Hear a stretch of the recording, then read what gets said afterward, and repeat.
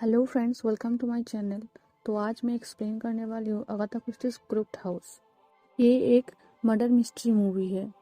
Movie के पहले ही scene में दिखाया जाता है कि एक लेडी किसी को इंजेक्शन देती है। इसके बाद हमें एक डिटेक्टिव दिखाया जाता है, का नाम चार्ल्स है।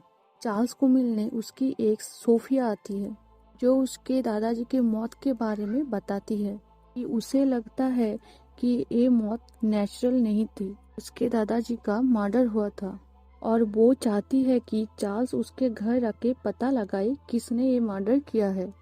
पहले तो चार्ल्स मना कर देता है, पर फिर वो मान जाता है पैसों की कमियों की वजह से।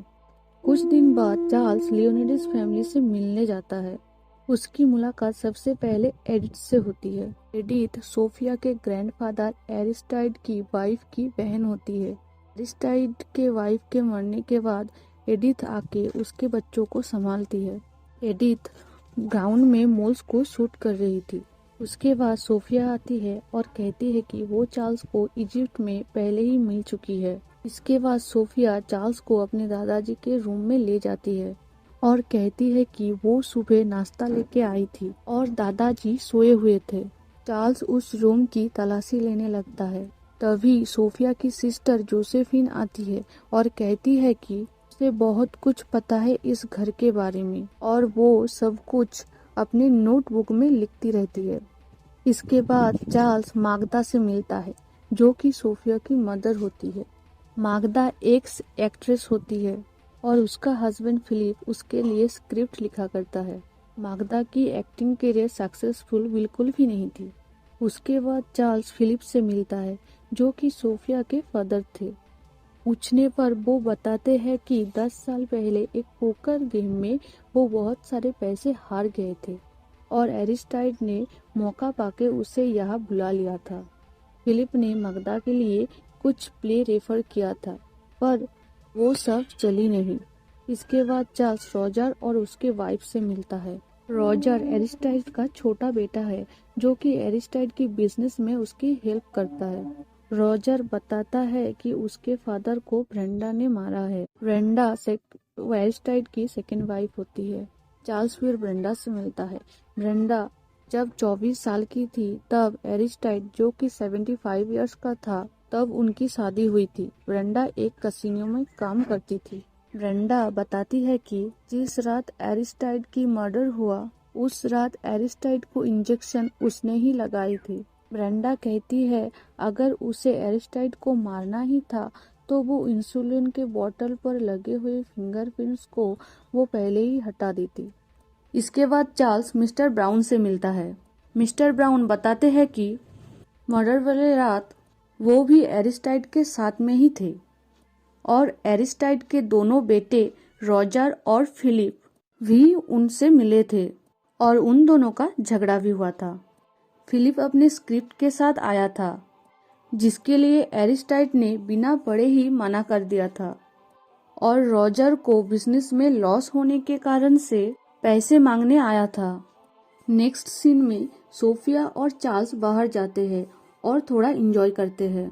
अगले सीन में चार्ल्स एरिस्टाइड के लॉयर से मिलता है, जो बताता है कि एरिस्टाइड ने एक विल बनवाई थी और सबके सामने उसने साइन भी किया था, पर अब जब मैं देखता हूँ उसमें कोई भी सिग्नेचर है ही नहीं। एक्चुअली एरिस्टाइड ने सिग्नेचर किया ही नहीं था, सिर्फ नाटक कर रहा था सिग्नेचर का। तो अब जब कोई साइन नहीं है, सारी दौलत ब्रेंडा को ही मिलेगी। उसके बाद चार्ल्स रॉजर से मिलने उसके ऑफिस जाता है। चार्ल्स रॉजर से कहता है कि मर्डर वाले रात जब रॉजर एरिस्टाइड से पैसे मांगने गया था और जब एरिस्टाइड ने मना कर दिया था, तभी रॉजर ने उसने अपने फादर को मार डाला। इसके बाद रॉजर चार्ल्स को 2 मिलियन पाउंड का एक चेक दिखाता है, जो एरिस्टाइड ने ही उसे दिया था। रॉजर को बिजनेस में घाटा होता है। फिर वो एरिस्टाइड के पास जाता है और वो उसे पैसे देके बचा लेता है। फिर रॉजर को बिजनेस में घाटा होता है। फिर वो एरिस्टाइड के पास जाता है और वो पैसे देके बचा लेता है और ऐसे ही चलता रहता है। पर रॉजर के वाइफ क्लेमेंसी को ये सब बिल्कुल भी अच्छा नहीं लगता था। उसे इन सब से बाहर निकलना था, इसीलिए वो रॉजर को पैसे लेने से मना कर देती है। अगर वो ये पैसे लेता तो वो फिर से फंस जाएगा। और ये कहते कहते रॉजर उस चेक को फाड़ देता है। अब चार्ल्स को लगता है कि एरिस्टाइड को क्लेमेंसी ने ही मारा होगा, उसके कंट्रोल फ्रीक नेचर के वजह से। इसके बाद चार्ल्स फिर से एरिस्टाइड के घर चला। वहाँ चार्ल्स जोसेफिन से मिलता है। जोसेफिन बताती है कि मिस्टर ब्राउन और ब्रेंडा का अफेयर चल रहा है और उसने ये सब अपने ट्री हाउस से देखा है। इसके बाद चार्ल्स सोफिया से मिलता है। सोफिया उसे बताते हैं कि उसे पता था विल में एरिस्टाइड ने सिग्नेचर नहीं किया था, पर उसने ये सब नहीं बताया क्योंकि वो श्योर नहीं थी। और उसे मिस्टर ब्राउन और ब्रेंडा के अफेयर के बारे में भी पता था और एरिस्टाइड को भी पता था। मिस्टर एरिस्टाइड ने मिस्टर ब्राउन को एज अ ट्यूटर रखा ही इसलिए था कि वो ब्रेंडा को खुश रख सके। और जब शाम को घर जाने के लिए चार्ल्स गाड़ी स्टार्ट करता है, तब उसकी गाड़ी स्टार्ट ही नहीं होती। तब सोफिया उसे रुक जाने के लिए कहती है। सुबह जब मैकेनिक आके गाड़ी ठीक कर देगा, तब वो चला जाएगा। इसके बाद सभी एक साथ डिनर करते हुए दिखते हैं। डिनर से ज्यादा एक दूसरे को ताने मारते हुए दिखते हैं। इसके बाद चार्ल्स जोसेफिन को नीचे आते हुए दिखता है छत से। चार्ल्स जोसेफिन के ट्री हाउस में जाता है। वहाँ से वो मिस्टर ब्राउन और ब्रेंडा को एक साथ देखता है। अगले सुबह चार्ल्स ब्रेकफास्ट कर ही रहा था कि नैनी आके कहती है कि मैकेनिक आ गया। मैकेनिक चार्ल्स को बताता है कि एक केबल नहीं मिल रहा है। फिर चार्ल्स अपने पॉकेट से एक केबल देता है मैकेनिक को। एक्चुअली चार्ल्स ने ही उस केबल को अपने पॉकेट में छुपा लिया था ताकि वो उस घर में रह के खूनी का पता लगा सके।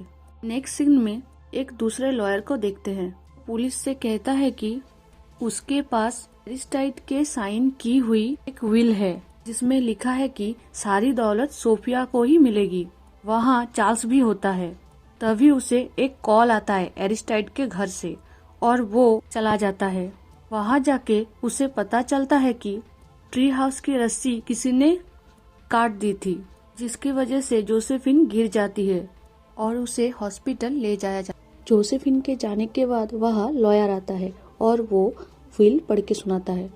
विल सुनने के बाद सभी बहुत मायूस हो जाते हैं, पर क्लेमेंसी को कोई फर्क नहीं पड़ता क्योंकि उसे तो यहाँ से जाना ही था। ऐसा कह के क्लेमेंसी और रॉजर बैग पैक करने चले जाते हैं। इसके बाद फिलिप आता है और सोफिया से वो पैसे मांगने लगता है अपने प्ले के लिए, पर सोफिया मना कर देती है और फिलिप गुस्से में चला जाता है। इसके बाद चार्ल्स आता है सोफिया के पास और पूछता है कि क्या उसे इस विल के बारे में पता था, तो सोफिया कहती है हाँ उसे पता था। चार्ल्स को शक होने लगता है सोफिया पर। इसके बाद चार्ल्स मिस्टर ब्राउन के रूम में जाता है। वहाँ उसे एक कटर मिलता है। चार्ल्स को लगता है इस कटर से ट्री हाउस की रस्सी को काटा जा सकता है। इसके बाद चार्ल्स पुलिस ऑफिसर के साथ छत पे जाता है। वहाँ उसे कुछ चिट्ठियाँ मिलती है। वो चिट्ठियाँ मिस्टर ब्राउन को ब्रेंडा ने लिखी थी। इन चिट्ठियों से साबित हो जाता है कि ब्रेंडा और मिस्टर ब्राउन ने मिलकर एरिस्टाइड को मारा है, और क्योंकि जोसेफिन को सब कुछ पता चल गया था इसीलिए उन्होंने जोसेफिन को मारने की भी कोशिश की। इसके बाद ब्रेंडा और मिस्टर ब्राउन को पुलिस कस्टडी में ले लिया जाता है, पर चार्ल्स को अभी भी लगता है कि उससे कुछ छूट रहा है। चार्ल्स को लगता है कि मिस्टर ब्राउन और ब्रेंडा ये काम नहीं कर सकते क्योंकि वो इतने स्मार्ट नहीं है। शायद ये सब कुछ उनके लिए प्लान किया गया हो। कुछ दिन बाद चार्ल्स को कॉल आता है कि नैनी की डेथ हो। नैनी की मौत हॉट चॉकलेट पीने की वजह से हुई थी। उस हॉट चॉकलेट में जहर था और ये हॉट चॉकलेट नैनी ने जोसेफिन के लिए बनाया था और सोफिया ने ये हॉट चॉकलेट जोसेफिन को दी थी, पर जोसेफिन ने ये नहीं पिया था। अब फिर से चार्ल्स को सोफिया पर ही शक होती है।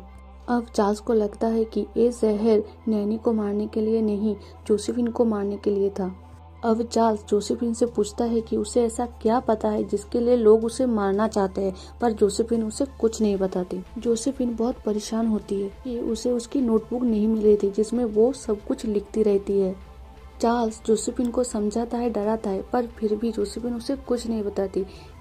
तभी एडिथ आती है जो कि डॉक्टर से मिलके आती है। डॉक्टर कहते हैं कि एडिथ को कैंसर है और उसके पास बहुत कम समय है। अब एडिथ चार्ल्स को कहता है कि उसने बहुत सवाल कर लिए। अब वो और जोसेफिन बाहर जा रहे हैं आइसक्रीम खाने के लिए। ऐसा कह के एडिथ जोसेफिन को लेकर चली जाती है। अब यहाँ पर जो डॉक्टर आता है उसे लगता है कि नैनी की मौत साइनाइड से हुआ है। साइनाइड सुन के चार्ल्स को याद आता है कि इस फैमिली में एक ही इंसान है जो साइनाइड का यूज करता है और वो है लेडी एडिथ, जो मोल्स को मारने के लिए साइनाइड यूज करती है। अब चार्ल्स जल्दी से एक रूम में जाता है जहाँ पे मोल्स को मारने के लिए चीजें रखी है। चार्ल्स को वह साइनाइड मिल जाता है। चार्ल्स को वह एक डायरी भी मिलता है। डायरी को पढ़ते ही चार्ल्स गाड़ी लेके बाहर जाने के लिए निकलता है। तभी सोफिया भी आ जाती है और चार्ल्स सोफिया से पूछता है कि जोसेफिन कहाँ है। तो सोफिया कहते हैं कि लेडी एडिथ सोफिया को लेकर बाहर गई है। फिर चार्ल्स सोफिया के साथ लेडी एडिथ की कार को ढूंढने लगता है।